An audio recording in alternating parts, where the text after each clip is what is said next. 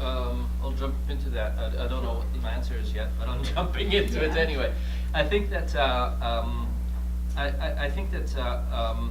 meeting customers is clearly key. You could do it the traditional way, which is running some proper market research in terms of primary market research, really understand pain points through market research, maybe conducting some focus groups. All of these are the classic ways of doing this, right? What I can tell you that I had not realized before coming to the States is how much American business is conducted over collaborative video, like WebEx, right? In my original culture, it was all about face-to-face meetings, which is very expensive and very time-consuming. Over here, because the country is so vast, people don't think about getting in the car and going to a meeting all that much. Maybe in Silicon Valley, in this little ecosystem of the Bay Area, yes. But beyond that, it's all done over conference calls. So I would urge you to talk and contact as many potential customers as possible, doing it from the comfort of your own home through WebEx. And it's all about really customer contact and getting the to, especially if you're in the early stages of building a business. I would encourage you to actually find some friendly customers that can help you to do that in a sense. So, the approach of going to a customer and saying, look, I'm refining my product solution. What would be the killer product that you really want to buy from me? And then that will give you some really poignant points, and also it'll prepare a future client. Any other thoughts on the panel? Yeah, so I think, and I completely agree with this way of using electronic communication media, WebEx, video, maybe not. You can share screen. I am always a proponent of you have to look at the same screen, right? Because then you capture the notes, the action item. There is no cultural discrepancies between what I understand and what my client understands.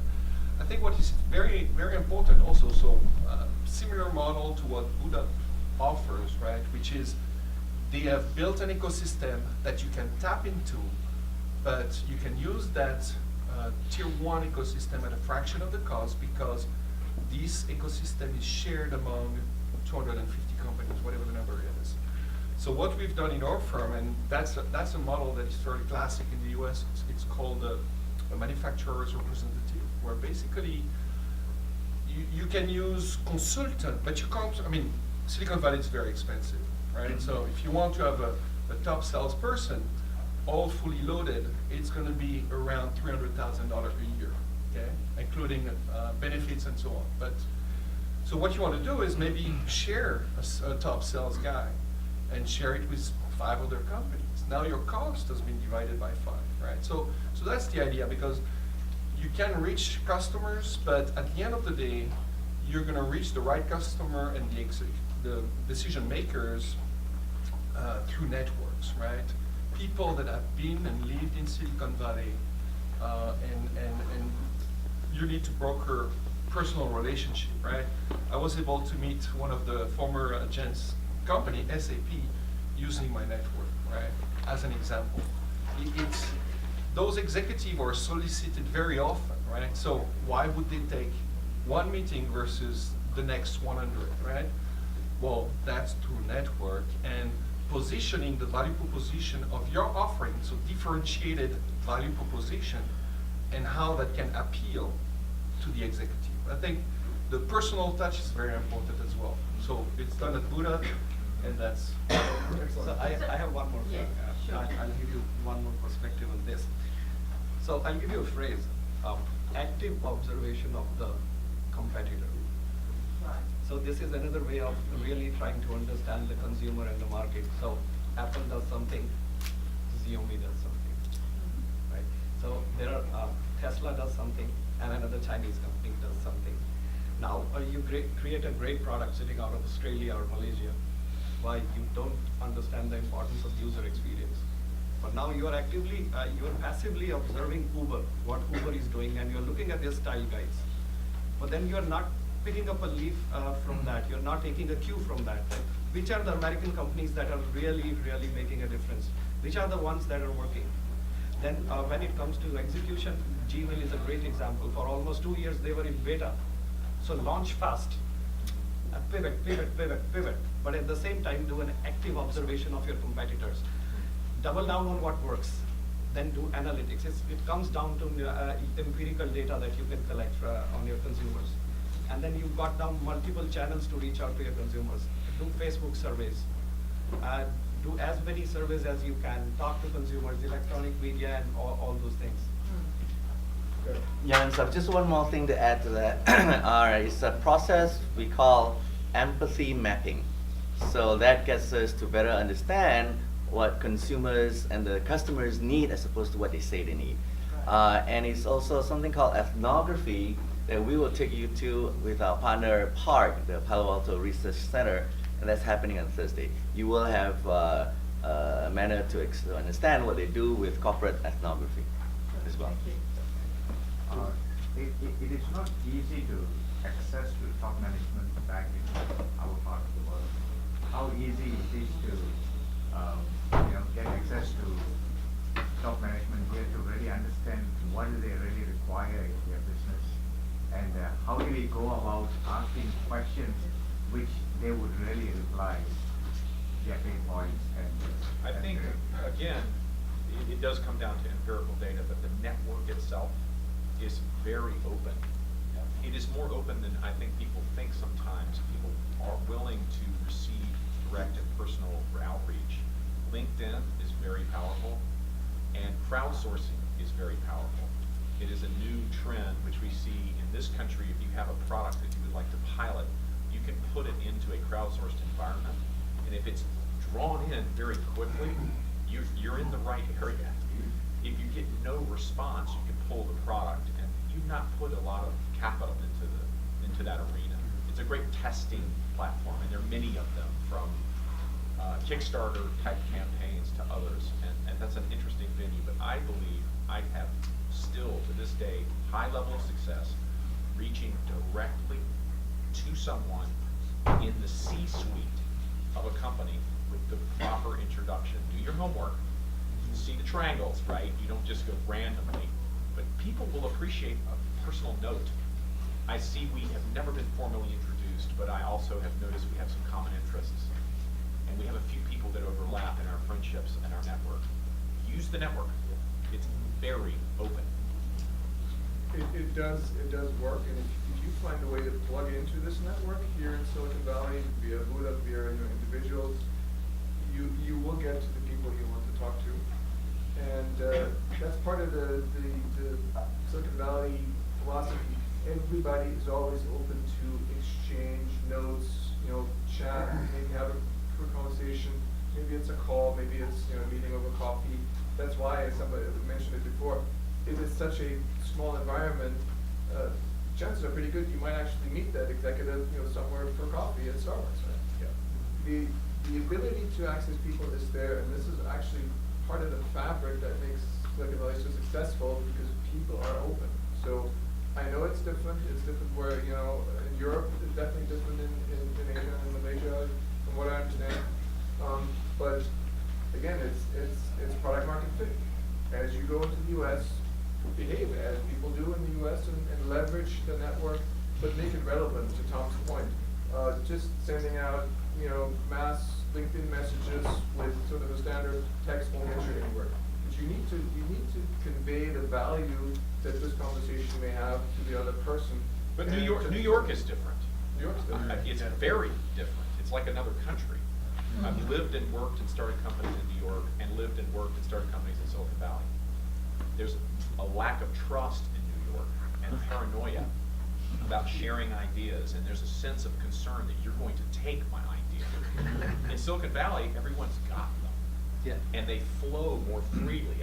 I'm guessing everyone here has experienced this. That's one of the reasons we are here, is that everyone can pivot, everyone is confident, and there's a sense of willingness to work together as a collective community to build an idea. That's what's so brilliant about BootUP, is that it sits in the right place with the right idea and creates a hub for other cultures to come and play the same game.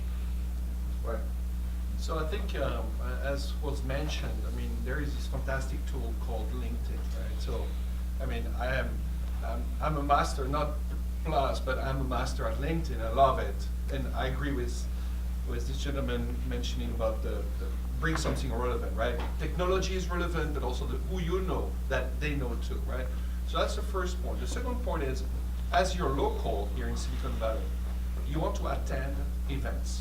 So events in a sense of shows, focus shows, right? So if you do a storage type company, you'll go to the Flash Memory Summit. If you do an IoT place, you'll go to IoT World Expo, an ARM conference. So there are, every week, you have a relevant event for a lot of people, and it's more than one a week actually. Most of them, Santa Clara Convention Center, San Jose Convention Center a little bit less, San Francisco Moscone Center, so a lot of events, right? And that's where you might be running into, not necessarily the exhibitor, usually those are not the executive, but the crowd attending those events, right? So yes, you're gonna see the product at those events, and you'll run into executives. So that's a great opportunity to run into people where you can start pitching your product. I mean, the ecosystem is very dense here. And finally, there are the meetups, right? So you should look into meetups. I mean, there the chances are hit or no hit, right? But they're relevant, and you'll find community that are interested in what you're doing.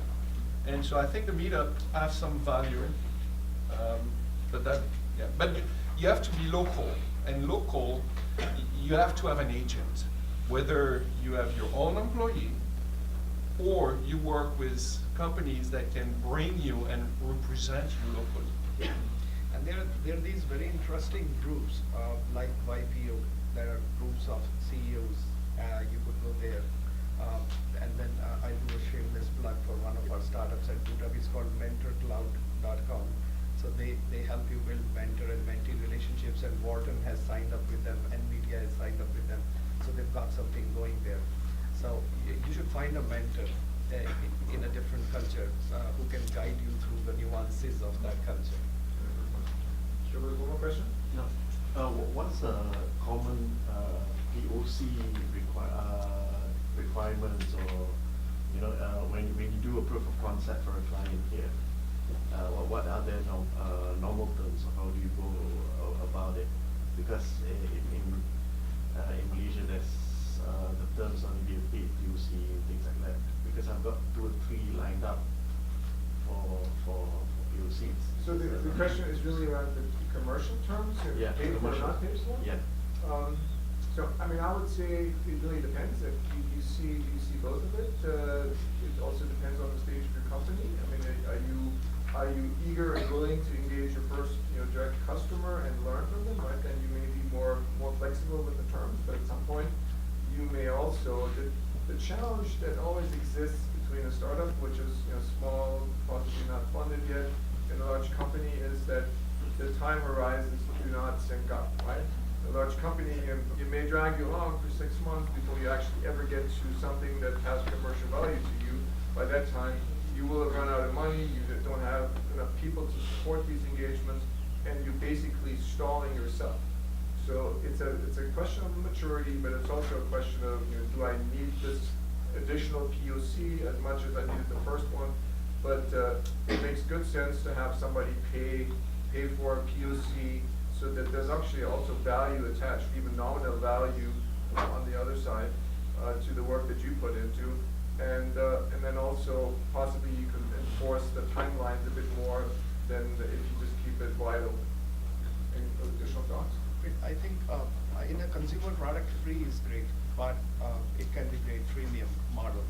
But if it's an enterprise product, free is cheap. Don't go free. And if you don't have a value prop that the customer needs, then there is no need.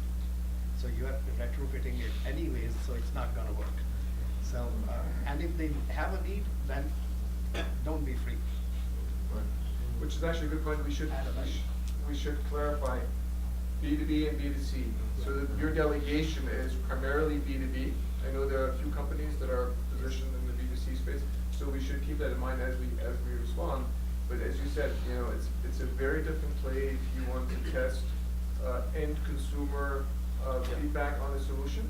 Was mentioned before, maybe there's primary research, but actually more interesting these days is indeed the crowdsourcing, where you know you put the product on Kickstarter, and within a few hours, days, you'll know whether this picks up. Because there's a lot of people looking at Kickstarter or Indiegogo or any of the others, and you may put away all of your concerns about funding very, very quickly, or not.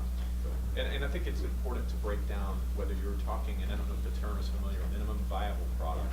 So from MVP to POC, if you're willing to start very early, fail fast, get the product into the hands of your early adopters, because the companies in the B2B space that will pilot your product, they're your first customers.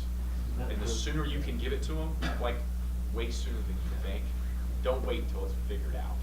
Because you end up investing a lot of time and energy into a feature that maybe your idea, that goes back to my first point, ideas are dangerous. Results, feedback, adoption, that's very valuable. It's value to the company, your ultimate customer, to be able to influence your roadmap. At the same time, you also have to be very careful that you don't end up building a custom product for one particular company, right, and don't have it marketable, across the space, right? So, but I would use that as an incentive to say, hey, you know what? If you have feedback, ideas, how we can add to our feature set and functionality, please let us know. But don't get pulled too much in that direction. So any for-profit company either sells a product, or they sell a solution, or they sell a service. You can't sell the fourth thing. These three things, you'll sell one of these. So when it comes to POCs, so the assumption is that it's a solution for someone. And if you have a product, then you generally go alpha, beta, and that route, and you try to acquire early adopters as fast as you can.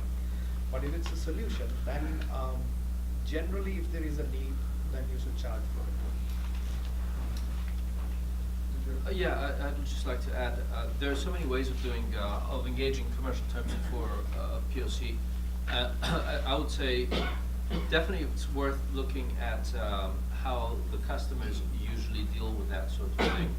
Because in some sub-segments of our industry, it is customary for the customer to pay something for that, especially if there is complex integration involved in real work, right?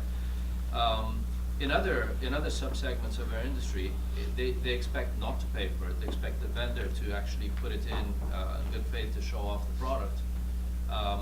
And you want to make sure that you're in tune with what the customer expects, right? Having said that, what I would say is that in my profession, I have seen all kinds of POCs. I've also seen, for example, POCs that are linked to a purchase order contingent to the product working successfully and satisfying the client, right? That's a little bit more complex, and the stronger you are as a company, the stronger you are as a brand and as a product, the more you can enforce these terms. So you'll have to find that middle ground of really, how far you can push it in your favor. Excellent.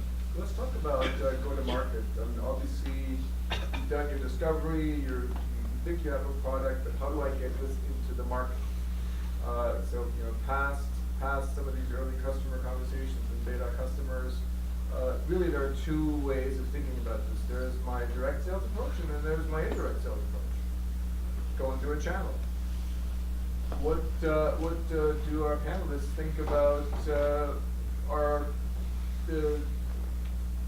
key benefits, but also challenges to the direct sales approach? I like channels because if you can have success in a channel, you have a lot of success. If you've done your customer discovery process correctly, you should be able to know where you sit in the acceptance of the product as you go into the market. Even though it's a B2B environment, I think image is very important. Your brand. You're really selling a brand and an experience. And instead of thinking of your brand as something you go hire a designer to put a good logo on, your brand is the service that you provide. Okay? The word brand comes from a thing you put on a cow. to let people know which cows are yours. You have a good brand if the meat tastes good. You don't make a good-looking brand to fix bad meat. So if you bring an excellent service to market, it develops a great brand, and it's in a channel, you've leapt forward. Direct sales is very difficult, and if you can get caught in it, but there's probably two ways to skin that. And It's just my personal. It is the more expensive way to go after this, but Tarun, give us your thoughts on go-to-market. Well, I'll second that. I mean, going with the channel is the way to go. Generally, getting stuck, especially if you come from a different demographic, different country. So you need to make sure that you build relationships here. And even if you're a large company, ultimately it comes down to the product P&L accounts, profit and loss on your product. So operate that product and then start. So that's when you'll resonate in Silicon Valley, and create a beachhead and then go with your channel, build channels as much as you can. Now, could you also comment on online channel? Because it's about direct to direct. So I mean, so far we have not touched on the online channel, which tends to be more direct, So, right? yes, Also, there's if you- something direct like. If you have a hardware product, then Yeah. there are a lot of distributors in the United States who are massive, Intra, Micro, and there are a lot of channels that are already there. So you could partner with them. Again, the relationships come into play. So you can go to them and you could build relationships. They have warehouses. Amazon now has warehouses all over the United States. You can play with Amazon. So it's, again, going through the channel is the way to go. I would add to that and say it's not just about how you want to sell, but how does the customer like to buy? Does the customer like to buy online? You gotta go online. Does the customer want that direct relationship with you? And is that scalable? Then you go direct. Does the customer want to buy through a trusted advisor? Somebody who's like their usual consultant or computer reseller that sets up and delivers solutions? Then that's the way forward. I would say it's very, very important to look at how the customer wants to buy. Of course, I'm in favor of channel. I believe that channel is the only scalable way to grow a technology business. In general terms, it depends, of course, which business it is and to what extent it's consumer oriented, right? Channels are very, very powerful. The other big thing about channel is that it provides a cultural bridge, right? Especially if you're a foreign company. Because it's going to take you guys, like me, a very long time to, I'm not even American, to sink into, get into the local culture. Resellers are all locals, right? And they're experts in their own fields. They have their own customer base already. They already have ingrained relationships that you can tap. Channel is extremely powerful. So yeah, I'm a big proponent of channel. I would say, however, it makes sense for you to actually have a go at making sure that you sell the products yourself first, direct, a few times, enough times to know what the difficulties are. A big mistake is to go to channel direct, thinking that they'll be able to sell it just like that. Unless you go through your own pain points, you won't understand what their pain points could be. So give it a shot yourself before, and then build up a channel strategy and go. And what I love about what's being said here is something that you can only hear in Silicon Valley, because it's not in a European culture, for instance. Fail fast and pivot. Fail fast and pivot. That's going to be my new mantra. That's the thing that really works. Fail fast and pivot. When you go to the channel and you bring your own proposition forward, chances are it's not going to work so fast. Something's going to go wrong. You'll realize that the fit is not there. Not maybe in the product market fit. Maybe it's your terms with your partners. But you won't know unless you try. And when you try and you get the feedback that it's not working, pivot fast, yeah? So, yeah, that's what I would say. Yeah, very good.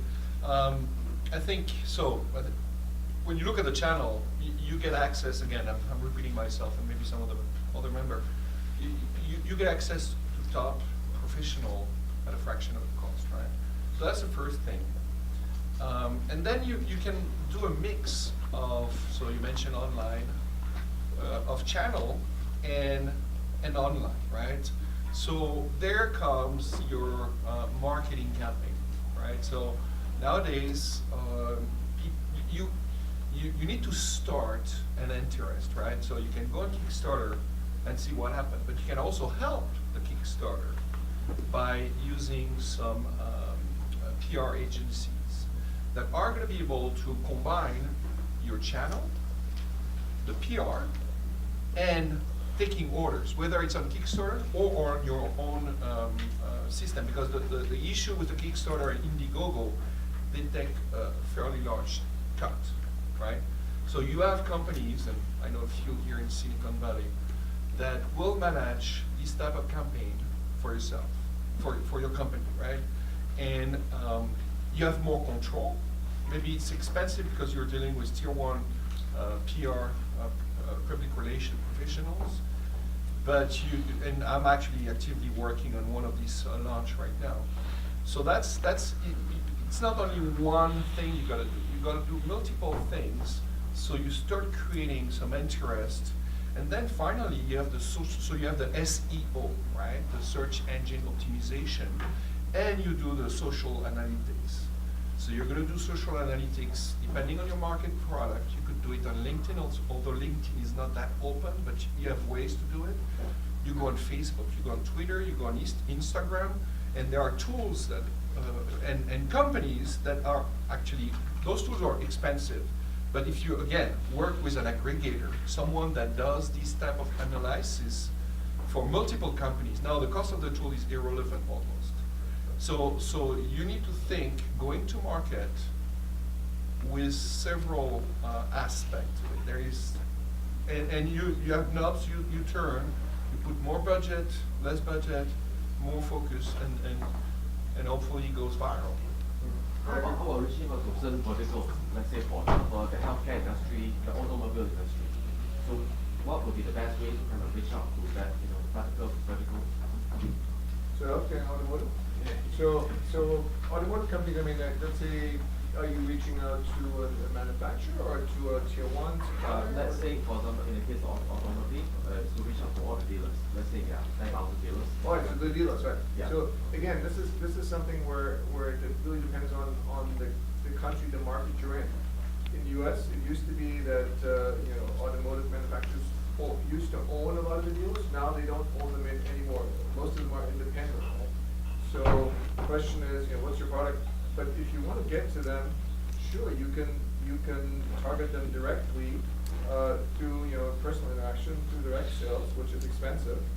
The automotive industry, in that sense, especially the dealers, are very low tech, right? So they're not the people who are going to research your online forever and who are going to respond to your electronic interaction much. A lot of that interaction is just you walk into their dealership now, which again doesn't scale so well. But they're usually dealer body networks. They're dealer body networks. So there's going to be a parent organization in the automotive industry.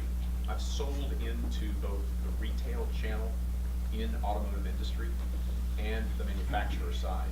And an example would be BMW. BMW AG is a manufacturer. BMW NA is a distributor. And there is a single US-based distribution company that oversees all of the dealers, even the corporately owned stores. So you'll have corporate ownership of 10% of the dealers, and you'll have US-based ownership, which may be private companies that have bought them over the years. Sometimes it's one-offs, sometimes it's combined groups. But again, it kind of does go back to a channel sales. You can sell to all of them through a funnel. But I do think, having listened to this dialogue, which is really neat, it's a hybrid. You really can't do only one or the other. You need to be able to prove yourself direct, and you need to use what you learn in direct sales to go to the network and use the channel.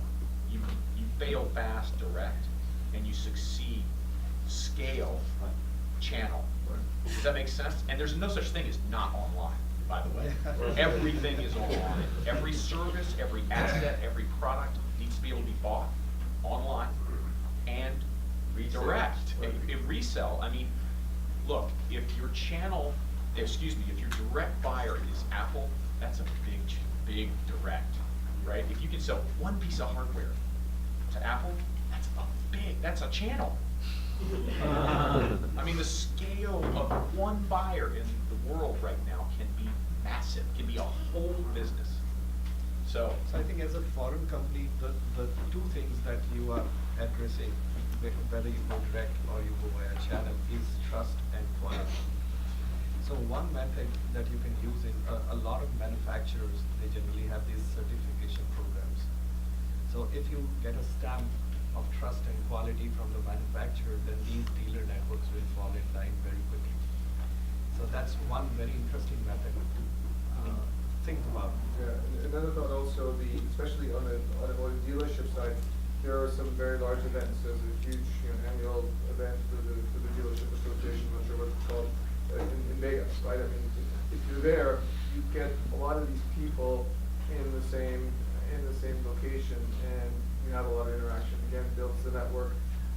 But I would agree, it's a hybrid approach. It's not exclusively one way or another, which is actually the fact that if you look at large companies, large tech and software companies, they also employ hybrid approaches, right? I mean, you have the large enterprise approach, which is typically a direct sales approach, right? There, the deals are larger, the margins are better. Companies can afford to put in place a few hundred sales executives that are essentially targeting those accounts. As soon as you go to mid-market SMB, a lot of telesales comes into play, a lot of channel comes into play. So even in large companies, you see the mix between those different go-to-market approaches.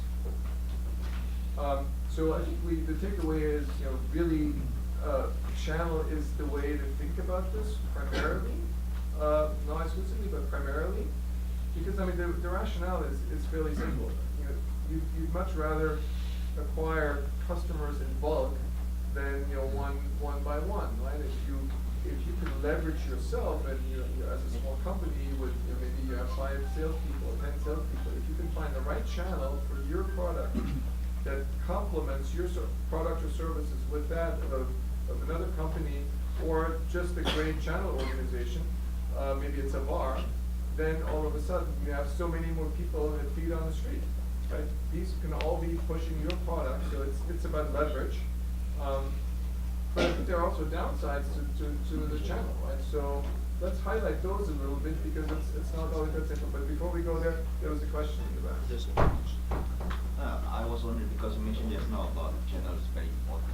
So are you saying that the you know who is more important than you know what? Because in certain cases, the middleman is the one that takes a big chunk of the commission. Good question. Any thoughts on that? Well, you have to, in your product pricing strategy, you have to account for the channel. If you don't account for the channel, then there is something wrong in the way you're thinking about the product. You may be able to sell a few pieces, but you may not be able to get to the scale that you want to get to. So, I mean, almost every business, as Jen pointed out, they all have this direct approach and then this channel approach. So when you are working on your pricing strategy, you have to bake that cost in. Another interesting portion is compliance. Many products that come from other countries, they forget the regulatory bodies, and they forget the compliance part. And when they hit the market, the first thing they see is, oh my God, this is an additional cost. So you have to really think through what are the things that are required for you to hit the market, and at what price points. Your price points may vary, whether you're going direct or whether you're going through a channel, but that has to be baked in. Yeah, I think that the channel is also a great way to validate your product. So folks that are selling this, they ultimately know what the customer wants to buy. If you look at your product and say, this is great, I can sell this all day long in my typical sale, and I know what customers want to spend for this, you're in the right place. But if they say, hey, you're missing some of the key things that people in the US are looking for. By the way, you don't have this certification or that compliance, certificate, whatever it may be, then you have to go back to the drawing board and create that right product. So it's validation, it's leverage. The cost side, of course, is another one. But I would say don't underestimate the cost of scaling a sales organization. Right? And of course, it makes you a lot less flexible if all of a sudden your sales go down and you have too many people out there, they're not making the numbers, and there's So there's complexity with sales organizations as well, but it's really a matter of where you start and where you're taking this. So it's where you are in your company, lifespan. Yeah, I was just going to say the cost of sale is something that is always high, right? So if you're selling the product yourself, that's the highest cost of sale possible because you're the CEO of your organization, right? So every moment that you're doing it yourself is really, really expensive. If you're going to be selling an enterprise product or something on a B2B basis, you need to have highly qualified salespeople work for your organization. And as my colleague here pointed out, here in the US, you're looking at $300,000 per annum, right, for one salesperson. So it's very, very, very expensive to have your direct salesperson. Whereas the cost of actually having the channel partners is very effective because you're scaling. They already have a sales organization and a sales structure. They are probably operating that more efficiently and effectively. And so therefore the cost of sale through the channel has to be baked in, but it's usually lower than your direct sales cost. There was a question actually, Steve. Oh, I'm just going to have a story to share about channels. I was in the GPS kit business about 12 years ago, 2002, 2003. So I engaged a manufacturer's rep who has done a lot of PC software sales. So we got into Fry's, I'm happy, and the first day it's gone, I go check to see where my GPS kit is. A combination of hardware we sold from Taiwan, software we did ourselves, and packaging and data we sold from Cali at that time. I didn't see my product on the shelf. I said, call the salesperson, ask why. Then I found it in the software section.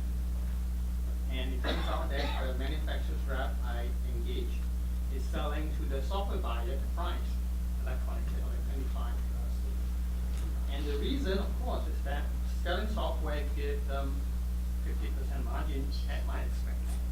I want it to be in the accessory sections where they're taking only 25% margin. I can afford 30%. I could easily go in. So I pivot and fail fast. It's a different rep company that sells to the buyer for accessory. So for example, like price, they have 3 buyers. One for software, one for accessory, one for the big items. And you need to find the right entry point. And margin doesn't matter.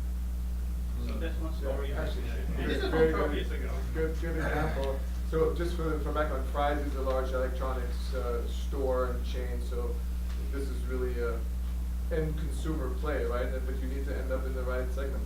Steve, you had a question? Yeah, I'd like to share a story that my Taiwanese good friend, who used to be a co-founder of the company, he went into education, essentially technology equipment for the classroom. He designed his industrial designer, very talented one. He built all these accessories, interactive whiteboards, or textbook camera, or various Apple support accessories. So he came to US trying to break through. He went through Fry's, he went through Apple Store, he got completely wiped out. It was so difficult, everything consignment, they would never come out with money to pay you. He lost millions. Then he said, okay, ultimately the user will be the teachers. Then he went through school districts, the channel, the government, and that went through years, and he lost a few more millions after that. He's about to break, completely broke, and he said, ultimately, I just want the youth teacher to use it. So he went to these conferences where teachers get together, and he set up a small booth, and he started just do one-to-one at that event, selling to the teachers. He said, if you go online to buy it, I'll give it to you for free, but you're gonna have to write a story about your experience. From there, 5 years later, 75,000 classrooms in the United States, or schools, 75,000 schools using this product today. And then he's now making millions. So, so he tried the channel, he got just completely killed. He went to retail, he got killed. So, there is an interesting saying, exceptions lead to examples, but they're not the norms. But the thing is, who ultimately use your product? Right. Get to them. Yes. Bypass everybody else, that's going to give you a lot of. That's where branding comes into play. So when you are going through a channel, that doesn't mean that you don't work on your brand, right? And that also means outreach to the consumer. Yeah. Dan, any question? Yeah, I just want to make another comment, and I am suddenly reminded of Jeffrey Moore's technology adoption life cycle, crossing the chasm. different times of the product life cycle requires different approaches. So obviously, if you're at a stage when you're trying to get to early adopters and you're applying a an inkjet type strategy that is being done today through retail, you're not going to be very successful.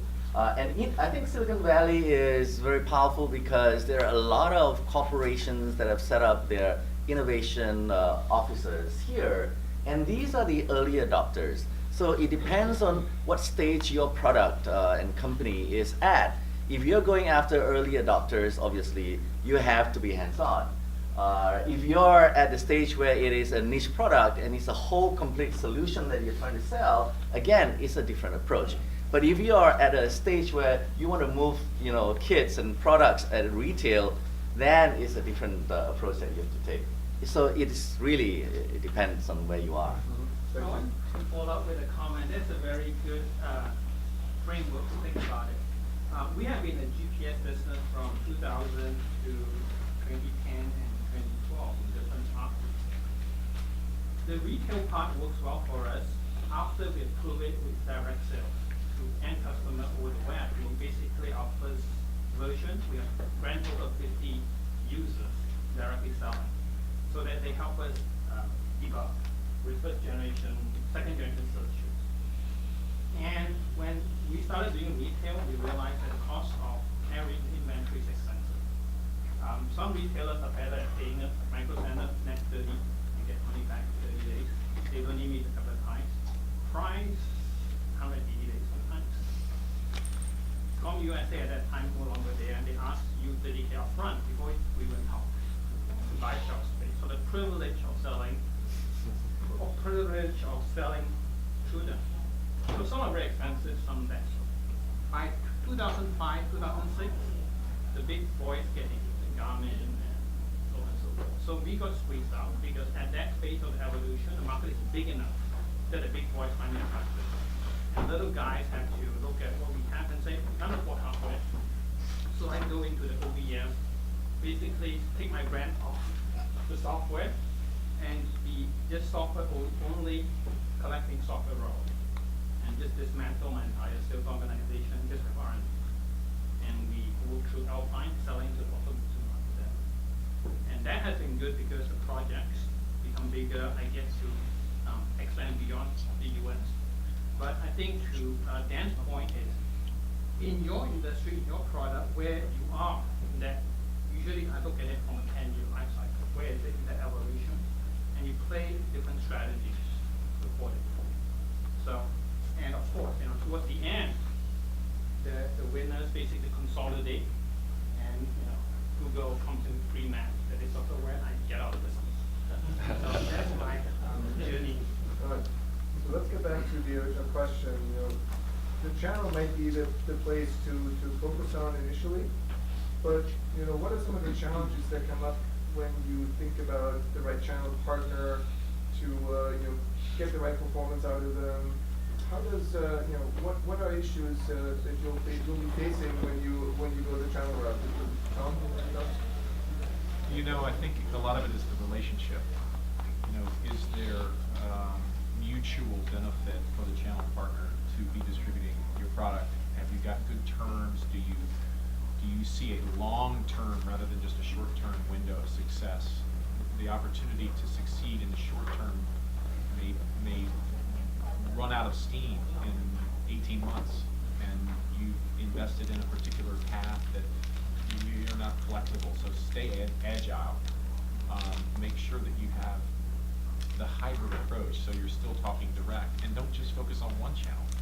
I say keep your relationships open to multiple channels, and your product is agile. It's modular, so that you can go software only, software, hardware, hardware only, other people's software. Keep in mind that the market is open. Well, yes, I second that.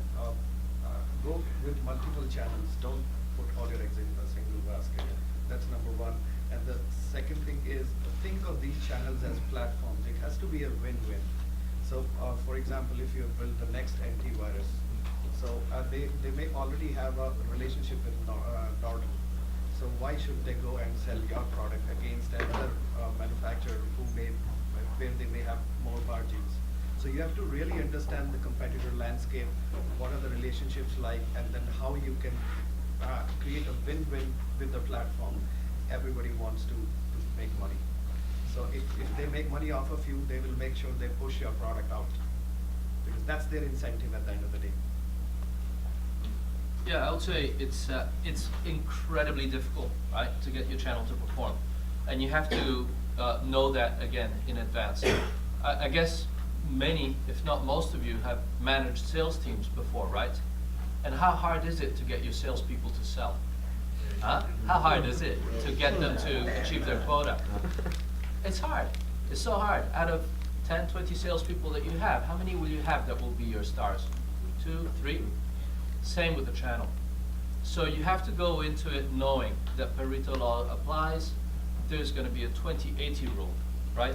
You have to have 100 partners if you want 20 that trade with you. There's no way around that.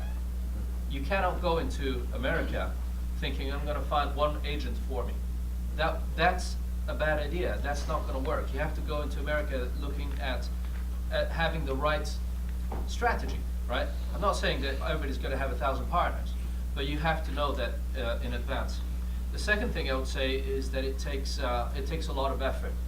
It's not enough to sign up a partner. Signing up a partner is very hard to start with. Then you have to have some structure to actually maintain those relationships and be supportive, because partnerships will fail when they're not supported. The hardest thing in a partnership is to keep it going, right? Excuse me, do we have to set up shop here physically to support all these channels? Either you do that or you find a partner that can do that for you. Like, for example, we do, Gorilla. You could also use a distribution company to do that.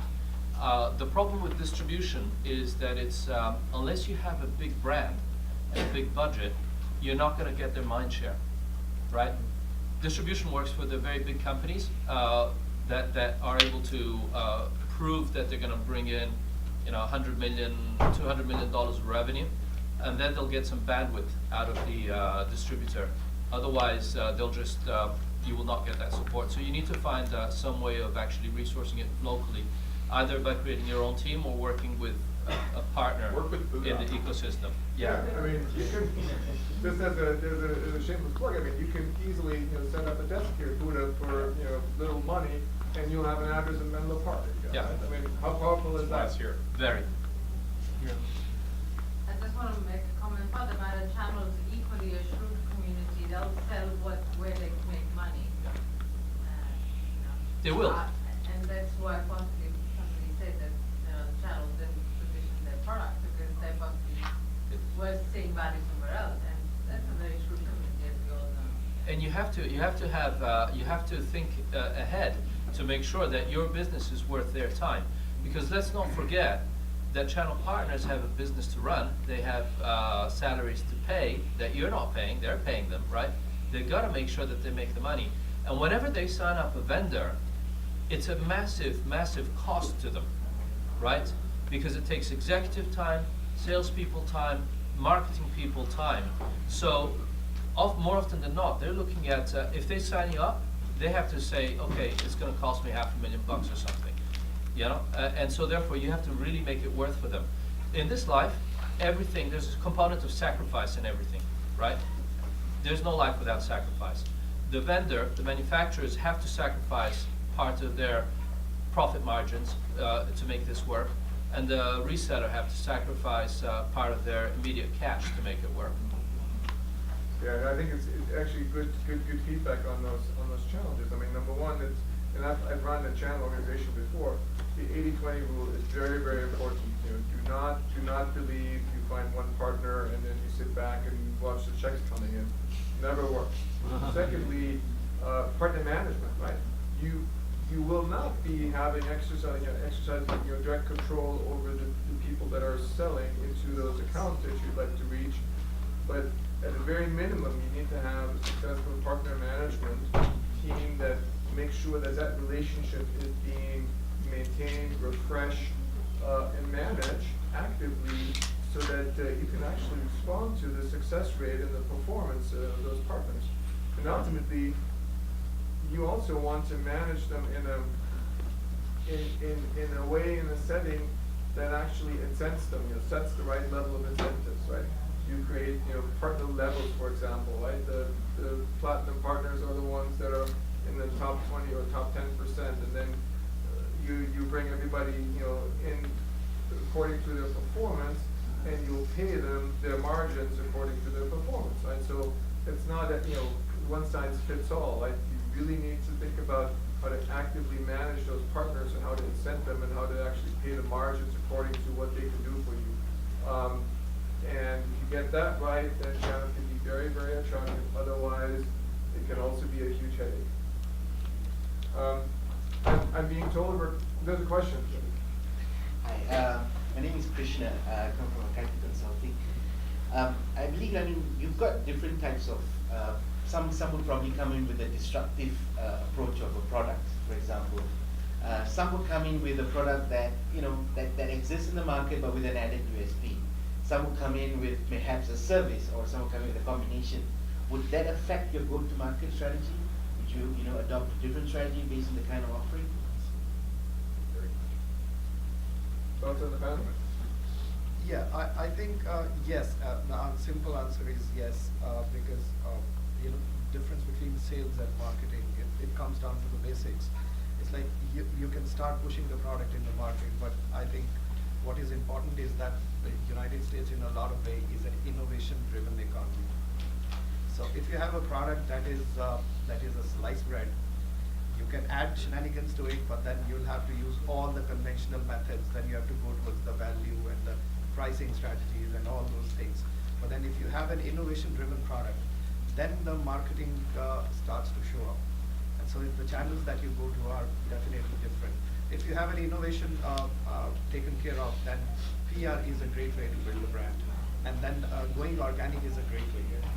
But then if you have a conventional product, then you have to go through the channels. I have one final story to share to that point. In a business where you have software and hardware, if you are positioned software company, you have a choice of buying hardware. You think about hardware company, they need to buy software. So one of the go-to-market strategies that work well for us when you're not short on capital, so we do a partnership on bundle. So we do a voucher. So my software is cash to buy hardware, and he needs software, the option of doing this partnership or buy from my competitor. And we agree on online with retail so that we don't clash. And we have to kind of do some reskinning, they have to do some relating, and we both have the best of what we need to do it. So that's my strategy. Thank you, great story. We're coming to an end. I wanna let you ask a couple more questions, and then we're gonna have to close. So, one question. How about if you go to these trade shows for sales and marketing? Is it expected that the channels will come together, or will leave them out of the picture because of principal company? Because if you bring one the channel partner into the show, this will cause unhappiness among the other channels because they think you're favorable. So, I can talk from personal experience. So, it depends what your channel partner is doing, right? If he's a distributor, that's one thing, right? You're going to be one product among 25 to 400 others. Now, if you're talking about your partner is an actual sales consultant, right, or business development consultant, now he has more mind share dedicated to you because the relationship is more exclusive, right? So it depends. Channel is channel, but you have the sales representation, you have distributor, you have VAR, so I would say, like in our case, when we have one of our top 6-line common exhibit in the US, then we go. For example, last week I was at the image sensor auto show in San Mateo. I went because this line is very important for me. So again, I would say yes, if that's a specific or strategic channel partner. Good point. And the last question? When you talk about channels, if you have a so-called visible product, I think it would be easy, but what about services? What channels that we can leverage on if you provide services in terms of products or solutions? There are specific companies that do service channel distribution. Thumbtack is an example that only broker services. Service Source broker services. There are channels that move services. And the challenge with services is it's a little bit harder to scale. The success is it's very sticky. Once they're embedded, you have a loyalty by force in some ways. But I think, I'm pretty sure my constituents would agree that there are channels that are specifically built around services. Great, well, thank you for this great session this morning.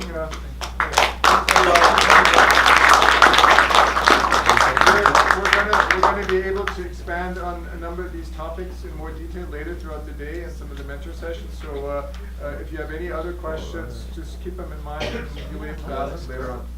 Thank you. One other thing, I know we talked about LinkedIn before. By the way, we're going to give you a list of all the speakers, all the mentoring ability profiles. You can actually connect to them and stay in contact with them. We have a 5-minute break. But before the break, we would like to ask Tan Sri to give souvenirs to our speakers and our moderator. Please. As a token of appreciation, we have some speakers. Thank you so much.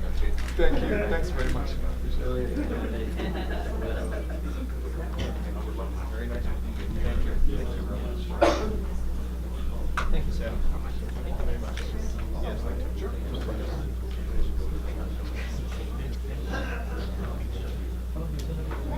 Can we get a group picture together?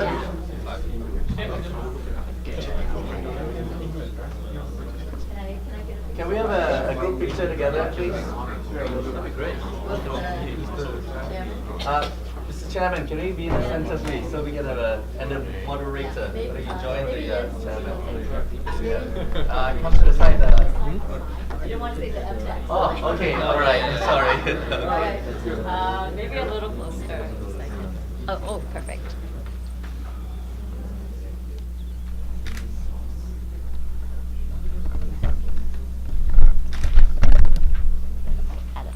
Perfect. Thank you. So we have a 5-minute break, and then after that, the bathroom is on the left side, right outside the door. And then we'll come back and we're going to have the next panel discussion on funding.